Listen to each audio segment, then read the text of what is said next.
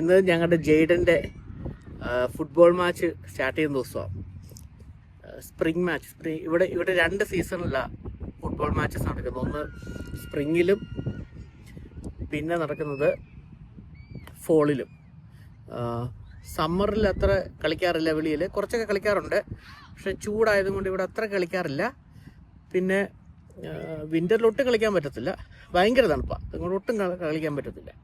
അപ്പോൾ ഈ 2 സീസണിലാണ് ഇവിടെ ഫുട്ബോൾ മാച്ച് അങ്ങനത്തെ ഈ ഔട്ട്ഡോർ ഗെയിംസ് കൂടുതൽ നടക്കുന്നത്. ഇപ്പോൾ സ്പ്രിങ്ങിൽ മാച്ചിൽ ഞാനിവിടെ ജേഡനെ ചേർത്തിട്ടുണ്ട്. ജയിക്കിന് മാച്ച് ആയിട്ടില്ല, മാച്ച് അടുത്ത ആഴ്ച സ്റ്റാർട്ട് ചെയ്യത്തുള്ളൂ. ഞങ്ങൾ ക്ലീറ്റ്സൊക്കെ ഇട്ട് വന്നതാണ്, പക്ഷേ എനിക്ക് കളിക്കാൻ പറ്റിയില്ല. ഇതാണ് ഞങ്ങളുടെ ഫീൽഡ് 1. ഇവിടെ 8 ഫീൽഡോളം ഉണ്ട്. ഇതിപ്പോൾ ഫീൽഡ് 1, ഇത് ഫീൽഡ് 2, പിന്നെ അപ്പുറത്തെ സൈഡിലൊക്കെ അപ്പുറത്തെ സൈഡിലെല്ലാം കുറേ ഫീൽഡ്സ് ഉണ്ട്. അങ്ങനെ കുറേ ഫീൽഡുകൾ ഇവിടെയുണ്ട്. അപ്പം ഞങ്ങൾക്ക് ഫീൽഡ് 1 അസൈൻ ചെയ്തേക്കുന്നത്.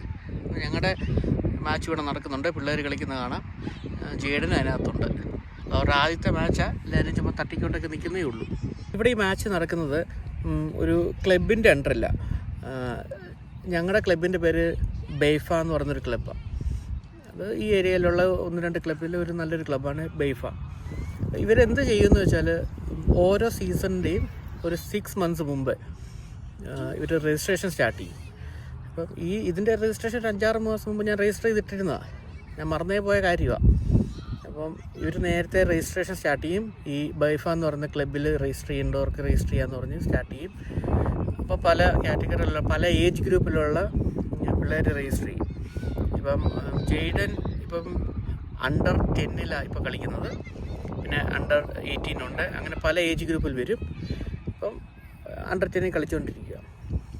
ഇവരെന്നിട്ട് ഈ രജിസ്ട്രേഷൻ എടുത്തിട്ട് ധാരാളം പേര് അപ്ലൈ ചെയ്യുമല്ലോ, ഏജ് വൈസ് ഡിവൈഡ് ചെയ്തിട്ട് ഇവർ 5-6 ടീമായിട്ട് ഫോം ചെയ്യും. 5സിൻ്റെ ടീം അല്ലെങ്കിൽ 7സിൻ്റെ ടീം. കുറേ ആൾക്കാരുണ്ടെങ്കിൽ 7സിൻ്റെ ടീം ഉണ്ടാക്കും, ആൾക്കാർ കുറവാണെങ്കിൽ 5സിൻ്റെ ടീം. ഇപ്പോൾ ഒരു 30 പേരെ കിട്ടിയുള്ളെങ്കിൽ 5സിൻ്റെ ഒരു 6 ടീം ഉണ്ടാക്കും.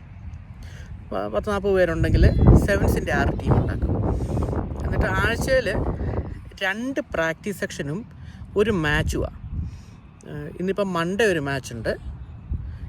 മാച്ചല്ല, പ്രാക്ടീസ് സെഷൻ ഉണ്ട്. ഇനി അടുത്ത പ്രാക്ടീസ് സെഷൻ വരുന്നത് തേഴ്സ്ഡേയാണ്. അപ്പോൾ മൺഡേയും തേഴ്സ്ഡേയും ഇവർ പ്രാക്ടീസ് നടത്തും. ഒരു മണിക്കൂർ 1.5 മണിക്കൂർ പ്രാക്ടീസ് ഉണ്ടാവും. അത് കഴിഞ്ഞ് സാറ്റർഡേ ഇവരെന്ത് ചെയ്യുമെന്ന് വെച്ചാൽ ഈ 6 ടീമിൽ ഏതെങ്കിലും 2 ടീം വെച്ച് തമ്മിൽ മാച്ച് ചെയ്യിപ്പിക്കും. എന്നിട്ട് ആ മാച്ച് ജയിക്കുന്നവർ, ഇത് വലിയ സീരിയസ് ആയിട്ടുള്ള ഗെയിമൊന്നും അല്ല, പിള്ളേർ ചുമ്മാ തട്ടിക്കൊണ്ടൊക്കെ ഇരിക്കത്തുള്ളൂ. വലിയ 2 ദിവസം 4 ദിവസം അങ്ങനെയൊക്കെ പ്രാക്ടീസ് ചെയ്ത് എന്ത് പഠിക്കാനാണ്. പക്ഷേ ഇവർക്ക് അതിൻ്റെ ഒരു ബേസ് സെറ്റ് ചെയ്ത് കൊടുക്കുക എന്നുള്ളത് മാത്രമേ ഉള്ളൂ. അല്ല പ്രൊഫഷണലായിട്ട് ബിൽഡ് ചെയ്യാനുള്ളൊരു പരിപാടിയൊന്നുമല്ല. ഇവർക്ക് ഇതിൻ്റെ ഒരു ബേസ് സെറ്റ് ചെയ്ത് കൊടുക്കുക, ഫുട്ബോളിൻ്റെ റൂൾസ് പഠിപ്പിക്കുക, മിനിമം ചില കാര്യങ്ങളൊക്കെ പഠിപ്പിക്കുക, കിക്ക് ചെയ്യുന്ന പഠിപ്പിക്കുക, സ്റ്റോപ്പ് ചെയ്യുന്ന പഠിപ്പിക്കുക. അതാണ് ഇതിൻ്റെ ലക്ഷ്യം. അല്ലാതെ വലിയ പ്രൊഫഷണലായിട്ട് ആൾക്കാരെ ബിൽഡ് ചെയ്യുക എന്നുള്ളൊരു സെറ്റപ്പ് അല്ല ഇത് ശരിക്കും പറഞ്ഞാൽ. അന്നത്തെ സാറ്റർഡേ ആകുമ്പോഴത്തേക്ക് ഇവർ ഒരു മാച്ച് നടത്തും. ആ മാച്ച് ജയിക്കുന്ന ആൾ പ്രോഗ്രസ് ചെയ്യും. അങ്ങനെ ഒരു യൂഷ്വൽ സ്റ്റഫ്. ഇന്നിപ്പോൾ പ്രാക്ടീസ് സെഷൻ വന്നേക്കുക. ഞങ്ങൾ വെയിറ്റ് ചെയ്യുക, അതിൻ്റെ പ്രാക്ടീസ് കണ്ടുകൊണ്ടിരിക്കുക. പോക്കറ്റ് കൈയിട്ട് അവിടെ ഇരിപ്പുണ്ടാശാൻ. ശരിക്കും പറഞ്ഞാൽ നമ്മുടെ അവിടെ പിള്ളേർക്ക് കളിക്കാൻ കിട്ടുന്ന അത്ര അവസരം എനിക്ക് തോന്നുന്നില്ല വേറെ എവിടെയെങ്കിലും കിട്ടുന്നുണ്ടെന്നുള്ളത്. ഇവിടെയൊക്കെ ഇതിപ്പം ഞാൻ ഒരാൾക്ക് $150 രജിസ്റ്റർ ചെയ്തേക്കുന്ന ഇവൻ്റാണ്. അതിനകത്ത് ഇവർക്ക് വരുന്ന 3 മാസം ഉള്ള കളിയാണ് വന്നേക്കുന്നത്. ഇതിനകത്ത് 3 മാസം ആഴ്ച 3 ദിവസം വെച്ച്. അത് കഴിഞ്ഞാൽ തീർന്നു, പിന്നെ ആ വർഷത്തെ പരിപാടി തീർന്നു. പിന്നെ ഞാൻ പറഞ്ഞ പോലെ ഇതൊരു പ്രൊഫഷണലായിട്ട് ഇവർ ട്രെയിൻ ചെയ്യിക്കുന്ന സെറ്റപ്പല്ല. ഇവരൊരു ബേസിസ് മാത്രം കൊടുക്കുന്നൊരു സെറ്റപ്പാണ്. നിങ്ങൾക്ക് പിന്നെ പ്രൊഫഷണലായിട്ട് മൂവ് ചെയ്യണം.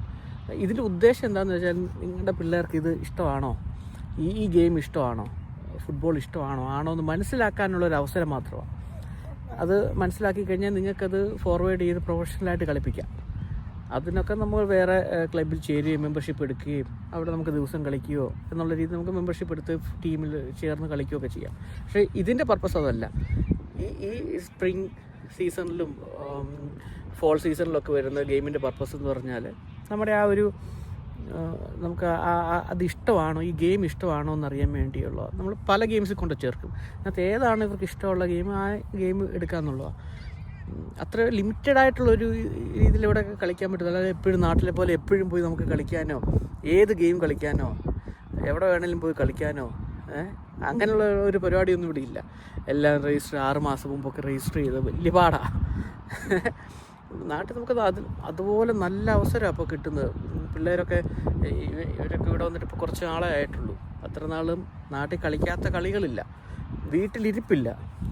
എന്ത് ഗെയിം വേണ്ടി കളിക്കാം. വീടിൻ്റെ തൊട്ടടുത്ത് ടർഫ്, അല്ലെങ്കിൽ അവിടെ ക്രിക്കറ്റ് കളി, ഫുട്ബോൾ കളി എല്ലാം ഉണ്ട്. പക്ഷേ അവസരം നമ്മുടെ അവിടെ കിട്ടുന്നതിൻ്റെ 10-1 പോലും ഇവിടെ കിട്ടുമെന്ന് എനിക്ക് തോന്നുന്നില്ല.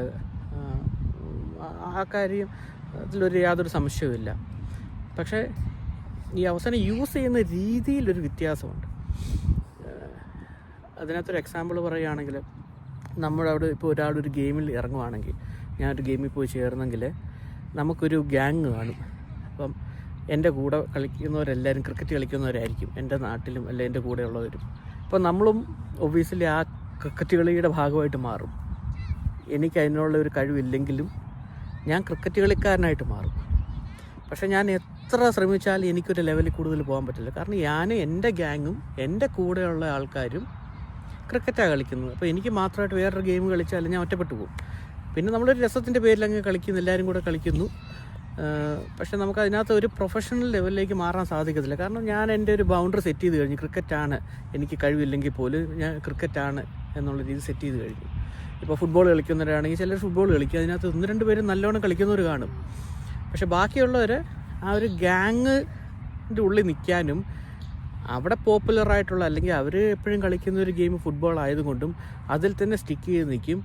എത്ര ശ്രമിച്ചാലും ഒരു ലെവലിന് മുകളിലോട്ട് നമുക്ക് പോകാനും പറ്റത്തില്ല. കാരണം എല്ലാവർക്കും എല്ലാ സ്കില്ലും ഉണ്ടാകത്തില്ല. അപ്പോൾ ഇങ്ങനത്തെ ഇവൻസിൻ്റെ ഒരു ഗുണം എന്താണെന്ന് വെച്ചാൽ നമുക്ക് ചൂസ് ചെയ്യാം, നമുക്ക് എന്താണ് നമുക്കുള്ള സ്കിൽ. ചിലർ കളി തുടങ്ങി 2 കളി കഴിയുമ്പോൾ തന്നെ നമുക്ക് മനസ്സിലാവും അവൻ അതിനുള്ള ഒരു കഴിവുണ്ടല്ലോ, അവൻ നല്ലതായിട്ട് കളിക്കുന്നുണ്ടല്ലോ എന്നുള്ളത്. ചിലർ ഒരു മാസം കളിച്ചാൽ അവൻ പിക്കപ്പ് ചെയ്യത്തില്ല, അപ്പോഴേ എടുത്ത് മാറ്റിക്കണം. ഒരു സീസൺ കഴിയുമ്പോൾ മാറ്റിക്കണം, നിനക്കുള്ളതല്ല ഈ കളി എന്ന് മനസ്സിലാക്കിക്കണം. അതിനുള്ളൊരു പ്ലാറ്റ്ഫോം മാത്രമാണ് ഇത്.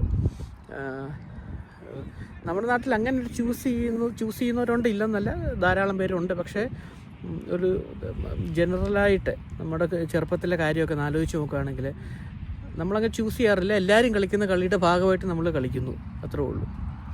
ഇവിടെ അങ്ങനെ ഒരു ഗ്യാങ് ഇല്ല. അതൊരു മോശം കാര്യമാണ്. ഇന്നൊരു ഗ്യാങ്, നാളെ വേറൊരു ഗ്യാങ്, അത്രയൊക്കെ ഉള്ളൂ, ഒരു ടീം. പക്ഷേ ഇവിടെ ചൂസ് ചെയ്യാൻ പറ്റും. നമുക്ക് ഓരോന്ന് ട്രൈ ചെയ്തിട്ട് നമുക്ക് എല്ലാത്തിനും ഇവിടെ ക്ലബ്സ് ഉണ്ട്, എല്ലാത്തിനും ടീംസ് ഉണ്ട്. നമുക്കിപ്പോൾ പ്രൊഫഷണലായിട്ട് ഇത് മാറ്റണമെങ്കിൽ അതിന് വേണ്ടി ക്ലബ്ബിൽ ജോയിൻ ചെയ്യാം. ഇപ്പം ഇവർക്ക് തന്നെ ഫിഫയുടെ രജിസ്ട്രേഷൻ എടുത്തിട്ടുണ്ട്. എന്താണെന്ന് എനിക്കറിയത്തില്ല. ഇവർക്ക് ഫിഫയുടെ രജിസ്ട്രേഷൻ എടുത്തിട്ട് ഇവിടെ കളിക്കാൻ പറ്റത്തുള്ളൂ. ഈ Under-10 രജിസ്ട്രേഷൻ ഒഫീഷ്യലി എടുക്കണമെന്നാണ്. അതിനുവേണ്ടി ഫോമൊക്കെ ഞാൻ ഫില്ല് ചെയ്ത് കൊടുത്ത് അത് അപ്രൂവ് ആയി കഴിഞ്ഞിട്ടാണ് ഇവർ കളത്തിലിറങ്ങുന്നത്. അല്ലാതെ ചുമ്മാ വന്ന് കളിക്കാൻ പറ്റത്തില്ല ഇവർക്ക്. അപ്പം ഇവിടെ എല്ലാം കുറച്ചും കൂടെ പ്രൊഫഷണൽ രീതിയിൽ, അല്ലെങ്കിൽ ആ ഒരു സിസ്റ്റമാറ്റിക് രീതിയിൽ അപ്രോച്ച് ചെയ്യുന്നുണ്ടെന്ന് തോന്നുന്നുണ്ട്. പക്ഷേ ചാൻസസ് വളരെ കുറവ്. നമ്മൾ കഷ്ടപ്പെട്ട് ബുദ്ധിമുട്ടിയൊക്കെ ചാൻസ് കണ്ടുപിടിക്കണം. പക്ഷേ നാട്ടിൽ ഇഷ്ടം പോലെ ചാൻസാണ്, അവസരങ്ങൾ ഇഷ്ടം പോലെയാണ്. പക്ഷെ നമ്മൾ ആ ഒരു സിസ്റ്റമാറ്റിക് ആയിട്ടുള്ള രീതിയിൽ തന്നെ അപ്രോച്ച് ചെയ്യുന്നില്ല എന്നുള്ളത് മാത്രമേ ഉള്ളൂ ഒരു തെറ്റ്. ഞാനിത് പ്ലാൻ ചെയ്യണമെന്ന് വെച്ച വീഡിയോ അല്ല ഇത്. ഞാനിവിടെ മാച്ചിന് വന്നപ്പോഴത്തേക്ക് എനിക്ക് ധാരാളം ടൈം കിട്ടിയപ്പോൾ ഞാൻ ജസ്റ്റ് ഒന്ന് ചെയ്തേക്കാമെന്ന് വെച്ചതേ ഉള്ളൂ.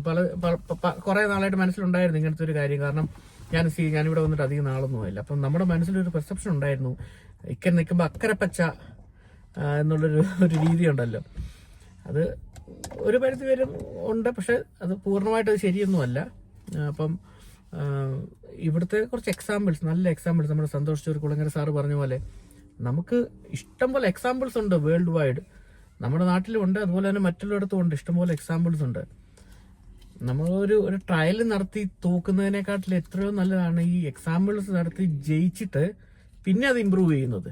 അപ്പം അങ്ങനെ ഞാനൊരു എക്സാമ്പിൾ കാണിക്കാൻ ശ്രമിച്ചതേ ഉള്ളൂ. ഇവിടെ എങ്ങനെയാണ് ഇവിടുത്തെ ക്ലബ് ഫോം ചെയ്യുന്നതെന്നും പിള്ളേരെങ്ങനെ ട്രെയിൻ ചെയ്യുന്നതെന്നും പിള്ളേർക്ക് എങ്ങനെ പല സ്പോർട്സ് ചൂസ് ചെയ്യാൻ പറ്റും എന്നുള്ളതും ഞാൻ കാണിച്ചതേ ഉള്ളൂ.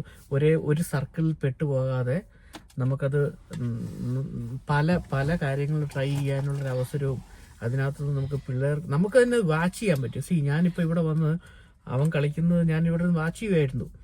ഇവൻ എങ്ങനെ കളിക്കുന്നുണ്ടോ, ഇവൻ പിക്കപ്പ് ചെയ്യുന്നുണ്ടോ എന്നൊക്കെ ഞാൻ വാച്ച് ചെയ്യുമായിരുന്നു. അപ്പം നമുക്ക് തന്നെ മനസ്സിലാവും ഇവനെ കൊണ്ട് പറ്റുമോ പറ്റത്തില്ലയോ എന്നുള്ളത്. ബയസ്ഡ് അല്ലാതെ നമുക്ക് ഒരു ശരിക്കും ഒന്ന് അനലൈസ് ചെയ്ത് മനസ്സിലാവും.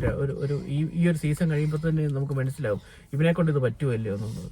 പറ്റത്തില്ലെങ്കിൽ നമ്മൾ നെക്സ്റ്റ് ട്രൈ ചെയ്യാന്നുള്ളൂ. അല്ലാതെ പിന്നെ നിന്നെ കൊണ്ട് ഇത് ചെയ്തേ പറ്റൂ, നീ ഇത് ചെയ്തേ പറ്റൂ എന്ന് പറഞ്ഞ് മസിൽ പിടിച്ചിട്ട് കാര്യമൊന്നുമില്ല. പറ്റത്തില്ലെങ്കിൽ നെക്സ്റ്റ് ട്രൈ ചെയ്യുക. അതിനുവേണ്ടിയുള്ളൊരു അവസരമാണ് ഈ ഒരു സീസൺ ഞാൻ അവന് കൊടുത്തേക്കുന്നത്. അപ്പം അത്രേ ഉള്ളൂ ഞാൻ ഈ വീഡിയോ ചെയ്യുന്നതിൻ്റെ കാര്യം. അല്ലാതെ ആരും ഒരു സിസ്റ്റത്തെ കുറ്റം പറയാനോ ഒരു സിസ്റ്റം നല്ലതാണെന്ന് സ്ഥാപിക്കാനോ ഒന്നും അല്ല. നിങ്ങൾക്ക് തന്നെ ഈ വീഡിയോ കണ്ടാൽ മനസ്സിലാവും. ഞാൻ ആരും ബയസ്ഡ് ആയിട്ടൊന്നും ആരെ പറ്റിയൊന്നും പറഞ്ഞിട്ടില്ല. കണ്ട കാര്യം കണ്ടതുപോലെ പറഞ്ഞു.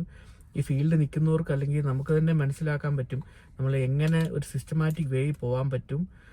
ഇപ്പോൾ ഉള്ള ഇഷ്ടം പോലെ ഓപ്പർച്യൂണിറ്റി നമ്മുടെ നാട്ടിലുള്ള ഇവിടെ ഉള്ളതിനെക്കാട്ടിലും 100 ഇരട്ടി ഓപ്പർച്യൂണിറ്റീസ് എങ്ങനെ സിസ്റ്റമാറ്റിക്കായിട്ട് യൂസ് ചെയ്ത് നമുക്ക് ഒരു പ്രൊഫഷണൽ രീതിയിൽ പിള്ളേരെ മാറ്റി വെക്കാന്നുള്ളത് ഇതൊരു എക്സാമ്പിളാണ്. ഇതൊരു എക്സാമ്പിൾ മാത്രമാണ്.